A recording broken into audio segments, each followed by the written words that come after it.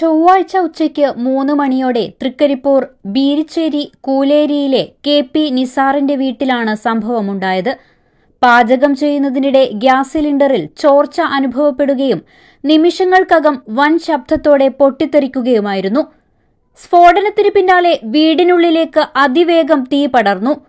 ഈ സമയം ദിവസങ്ങൾ മാത്രം പ്രായമുള്ള കൈക്കുഞ്ഞടക്കം 4 പേരാണ് വീട്ടിലുണ്ടായിരുന്നത്. തീ പടരുന്നത് കണ്ടയുടനെ വീട്ടുകാർ ആദ്യം മെയിൻ സ്വിച്ച് ഓഫ് ചെയ്ത് വൈദ്യുതി ബന്ധം വിച്ഛേദിച്ചു. തുടർന്ന് കുഞ്ഞിനെയും എടുത്ത് വീടിന് പുറത്തേക്ക് ഇറങ്ങി ഓടിയതുകൊണ്ടാണ് വലിയൊരു ദുരന്തം ഒഴിവായത്.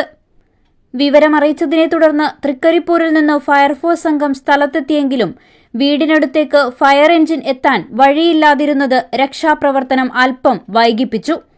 തുടർന്ന് 2 മണിക്കൂർ നീണ്ട പരിശ്രമത്തിനൊടുവിലാണ് അഗ്നിശമന സേന തീ പൂർണ്ണമായും അണച്ചത്. തീപിടുത്തത്തിൽ ഇരുനില വീടിന്റെ അടുക്കള പൂർണ്ണമായും കത്തിനശിച്ചു. ഫ്രിഡ്ജ്, മിക്സി ഉൾപ്പെടെയുള്ള വിലപിടിപ്പുള്ള വീട്ടുപകരണങ്ങളും അഗ്നിക്കിരയായിട്ടുണ്ട്. ലക്ഷങ്ങളുടെ നാശനഷ്ടമാണ് കണക്കാക്കുന്നത്. ജീവാപായം ഉണ്ടായില്ലെന്നത് മാത്രമാണ് ഏക ആശ്വാസം. News desk news 14 live.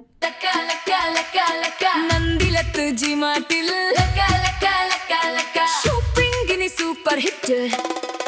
Come on to G-Mart, shop, smile, celebrate. Lucky draws, exciting prizes. Laka laka, don't be late. Nandilath G-Mart.